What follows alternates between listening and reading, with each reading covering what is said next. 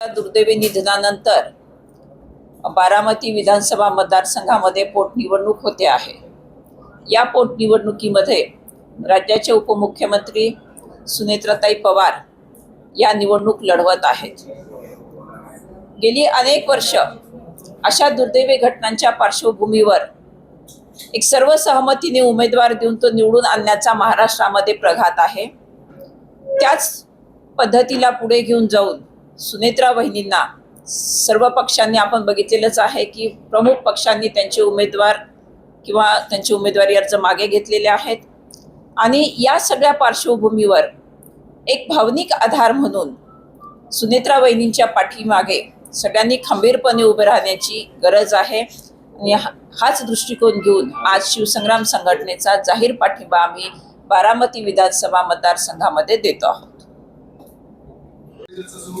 विस्तार दाखवण्याचा जो नकाशा आहे तो वगळण्यात आलेला आहे आणि त्याच्यावर साताऱ्याच्या मुख्यमंत्र्यांचे पुस्तक ऑब्जेक्शन केलं। तरी मराठा संघटन म्हणून काय वाटतं? नाही, निश्चितच हा म्हणजे मराठा साम्राज्याचा इतिहास पुसण्याचा कळत नकळत प्रयत्न झालाय किंवा कसं या बाबीकडे आपल्याला लक्ष द्यावं लागेल आणि एनसीईआरटीचा हा अभ्यासक्रम तो केंद्रीय पातळीवर हाताळला जात असल्यामुळे केंद्रीय नेतृत्वाचं याकडे लक्ष वेधून त्यामध्ये आपल्याला कारवाई करणं आवश्यक आहे। म्हणजे काही वर्षांपूर्वी मी माननीय संभाजीराजेंना हा मुद्दा सांगितला होता की सीबीएसईच्या अभ्यासक्रमामध्ये म्हणजे मी त्यांना तो लक्षात आणून दिला होता की स्टेट बोर्डाचा अभ्यासक्रम, त्याच्यानंतर तुमचा ICSEचा अभ्यासक्रम आणि सीबीएसईचा अभ्यासक्रम याच्यामध्ये मराठा इतिहास कुठे कुठे आहे आणि तो किती प्रमाणात आहे। त्यामुळे आता जर तसं होत असेल तर निश्चितच ती गंभीर आणि आक्षेपार्ह बाब आहे। कॅप्टन अशोक खराची जी काही घटना आलेली आहे एकूणच नाशिकमध्ये त्यानंतरच्या काळामध्ये अनेक संघटनांनी आंदोलन वगैरे केले, पण एक शिवसंग्राम संघटना तुम्ही त्या कॅप्टन अशोक खरात प्रकरणाकडे कसं बघता? तपास योग्य रीतीने चाललेला आहे का किंवा जे काही आरोप प्रत्यारोप महाराष्ट्रामध्ये वेगवेगळ्या महिला नेत्या एकमेकांमध्ये करतायत त्याच्याकडे तुम्ही कसं बघता? एक लक्षात घेतलं पाहिजे की महाराष्ट्रासारख्या पुरोगामी राज्यामध्ये अशा घटना घडणं सर्वथा अनुचित आहे। जे आम्ही इथे कायद्याचं राज्य म्हणतो, आम्ही काही नैतिक बंधनं पाळतो, आम्ही सामाजिकदृष्ट्या अतिशय प्रगल्भ आहोत असं समजतो, त्यामुळे इथे अशा घटना घडणं सर्वथा अनुचित आहे। परंतु या घटनेचं राजकारण देखील होता कामा नये। ही घटना घडल्यानंतर राज्य शासनाकडनं SITची नियुक्ती होणं, त्या SITच्या प्रमुख एक महिला अधिकारी असणं, या सगळ्या बाबी अतिशय काय म्हणतात त्याला आपल्याला की आशादायक आहेत। त्यामुळे त्यांनी तपास सुरू केलेला आहे। तपास यंत्रणेला काही वेळ देणं लागणं स्वाभाविक आहे, आपण तो दिलाही पाहिजे आणि तपासांती ज्या बाबी पुढे येतील त्याच्यानंतर त्यावरती विचार विमर्श होऊन मग काही वादविवाद करायचे असतील तर ते करता येऊ शकतात। परंतु या स्टेजला आम्ही या मुद्द्यावरती ठाम आहोत की ह्या घटना घडायलाच नको आहेत। परंतु माझ्या मते यामागे दुसराही काही अँगल आहे का किंवा होता का हेही पाहिलं पाहिजे। म्हणजे महिलांचं शोषण ही 100% अनुचित बाब आहे, परंतु या महिलांच्या मानसिकतेचा किंवा अशोक खरातांनी जी काही कृती केलेली आहे त्याचाही तो अभ्यास झाला पाहिजे आणि मला असं वाटतं की ह्या SITच्या तपास पथकामध्ये या सगळ्या बाबींचा साकल्याने विचार विमर्श होतो आहे। राहुरी संदर्भात काही निर्णय घेतलाय का आपण? कशा राहुरी पोटनिवडणूक राहुरी पोटनिवडणुकीच्या संदर्भात 1-2 दिवसात आम्ही आमचा निर्णय जाहीर करणार आहोत। परंतु निर्णय हा आमचा म्हणजे ज्याला आम्ही म्हणू शकतो की एका लाईन मध्येच असणार आहे।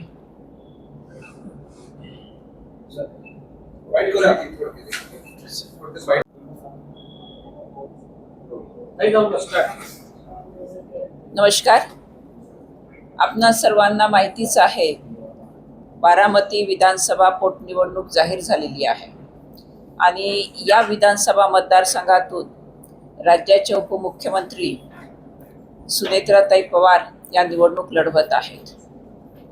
अजितदादांच्या दुर्दैवी निधनानंतर सुनेत्रा वहिनींनी या राज्याच्या पहिल्या महिला उपमुख्यमंत्री म्हणून शपथ घेतली आणि पदभार देखील त्यांनी घेतला। त्यानंतर आलेली ही निवडणूक आहे। खरं तर महाराष्ट्राचा देशामध्ये एक पुरोगामी राज्य असा लौकिक आहे आणि या राज्याच्या या परंपरेला अनुसरून काही गोष्टी होणंही अभिप्रेत आहे. मला चांगलं आठवतंय, मेटे साहेबांनी त्यांची राजकीय कारकीर्द ही राष्ट्रवादी काँग्रेस पक्षामधून सुरू केली होती.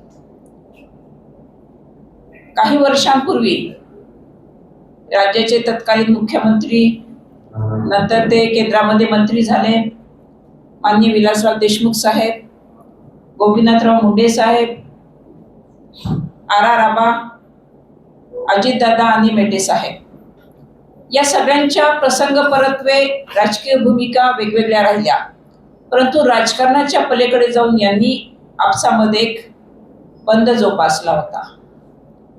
आणि आज त्याच बंधाच्या आपुलकीतून आम्ही शिवसंग्राम या संघटनेच्या वतीने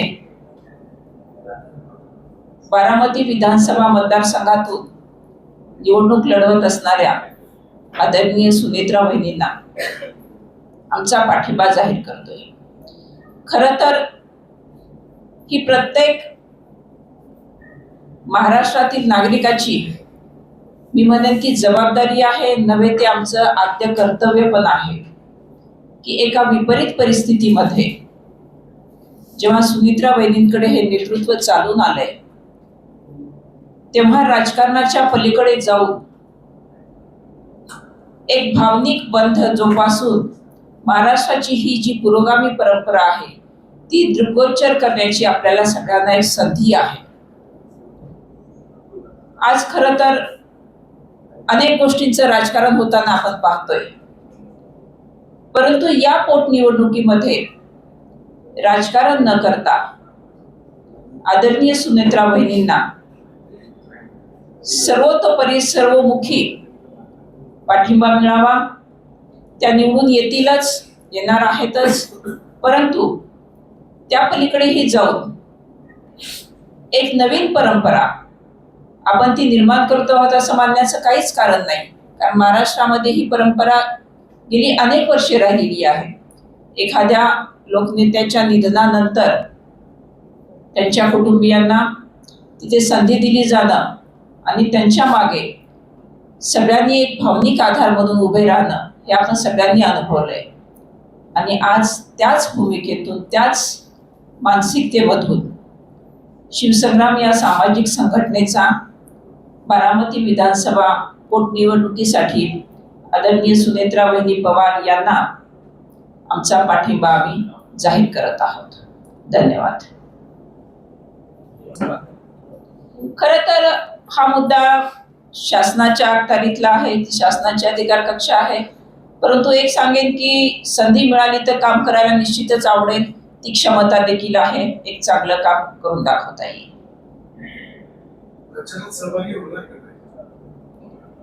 प्रचारात निश्चितच सहभागी होऊ, कारण आम्ही पाठिंबा देतो आहोत, तर प्रचारात सहभागी होण्याला आम्हाला आवडेल.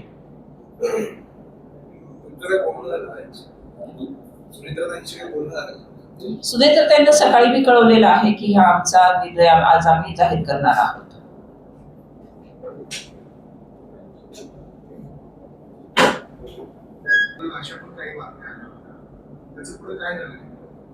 मी काय म्हटलं मगाशी आपल्याला की आजचा हा मुद्दा राजकारणाच्या पलीकडे जाऊन सुनेत्रा वहिनींच्या मागे खंबीरपणे उभे राहण्याचा आहे. म्हणजे एक महिला म्हणून खरं तर म्हणजे आम्ही सुचित्रा कृपलानींच्या नंतर आमच्या महाराष्ट्रामध्ये एक आपण काही वर्षांपूर्वी त्या मुख्यमंत्री होऊन गेल्या. त्याच्यानंतर म्हणजे उत्तर प्रदेश असेल, अगर पश्चिम बंगाल असेल, तिथे आम्ही महिला मुख्यमंत्री पाहिल्या, परंतु ज्या राज्याचा लौकिक पुरोगामी आहे अशा राज्यामध्ये आम्ही महिलेला या पदापर्यंत जाताना पाहिलं नव्हतं. त्यामुळे विपरीत परिस्थितीत का होईना सुनेत्रा वहिनींवरती ती जबाबदारी आलेली आहे. आणि एक महिला म्हणून, संवेदनशील महिला म्हणून आम्हाला असं वाटतं की या घडीला त्यांना तो भावनिक आधार देणं गरजेचं आहे. भविष्यामध्ये बघू आता राजकारण कोणत्या वळणाने जात आहे ते, परंतु समाजकारण करत असताना निश्चितच काम करण्यासाठी राजकारण देखील आम्ही करूच. तुम्हाला पक्ष प्रवेश केल्याशिवाय ती पद मिळू शकते. नाही, या बाबीवरती आता आपल्याला चर्चा करण्यात काहीच अर्थ नाहीये. जसं मगाशी मी आपल्याला सांगितलं की या पदावर काम करण्याची क्षमता आहे. एक प्रशासकीय अधिकारी म्हणून मी अनेक वर्ष काम केलेलं आहे. आणि नुसतं प्रशासकीय अधिकारी म्हणून काम केलं नाही तर अर्धन्यायिक स्वरूपाचं म्हणजे त्या पदावर काम करत असताना अनेकविध कायद्यांमध्ये ते कामकाज केलेलं आहे. त्यामुळे ती क्षमता आहे. आता ती संधी देत असताना अनुषंगिक काही भूमिका घ्याव्या लागल्या तर त्या जरूर घेतल्या जातील. दुसरी गोष्ट अशी आहे, मेटे साहेब गेल्यानंतर तुमचं पक्षीय काम जे आहे ते म्हणावं तितकं आक्रमक दिसत नाही. आता अनेक प्रश्न महाराष्ट्रात चालू आहेत, तुम्ही बघता, ऐकता, वाचता, पण कार्यकर्त्यांची टोळी तशी तयार होताना शहर लेवलला म्हणजे मी पुण्याचं असं नाही सांगत, राज्यात कुठे दिसत नाहीये. कुठेतरी नेतृत्व कमी पडते. नाही, याच्यामध्ये एक बाब आपण नक्कीच लक्षात घेतली पाहिजे की विपरीत परिस्थितीमध्ये नेतृत्व करणं आणि सर्वसामान्य परिस्थितीमध्ये नेतृत्व करणं यामध्ये फार मोठा फरक असतो.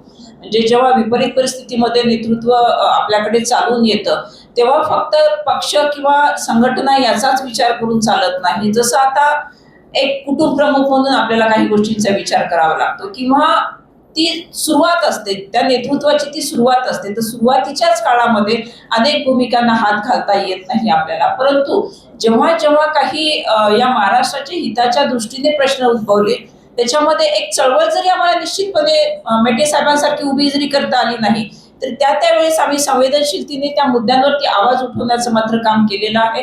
संघटन बांधणी आणि पुढे जाणं या दोन गोष्टी समांतरपणे चालत असतात.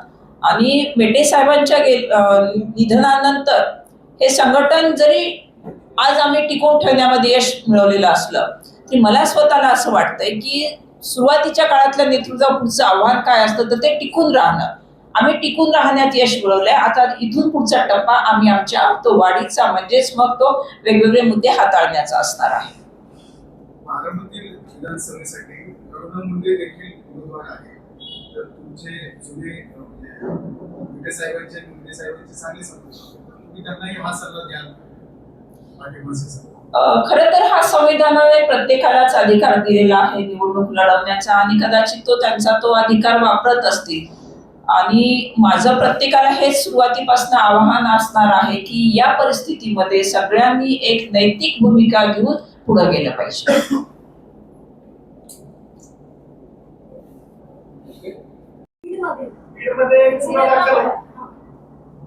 त्यांना संपूर्ण संबंधी किंवा एक काहीतरी कट कसला जातोय अशा संदर्भात पत्रावर दाखल झालेली आहे. रुपाली चाकणकर यांच्याकडून सुनेत्रा पवार यांच्या जीवाला धोका आहे असे एसआयटीकडे एक पत्र आले. प्रकरण उघड झाल्यापासून यात एक सरकारचा भाग आहे. नाही, मला काही कल्पना नाहीये त्याबद्दल, त्यामुळे त्याच्याबद्दल माहिती घेऊन बोलणं उचित राहील. ओके.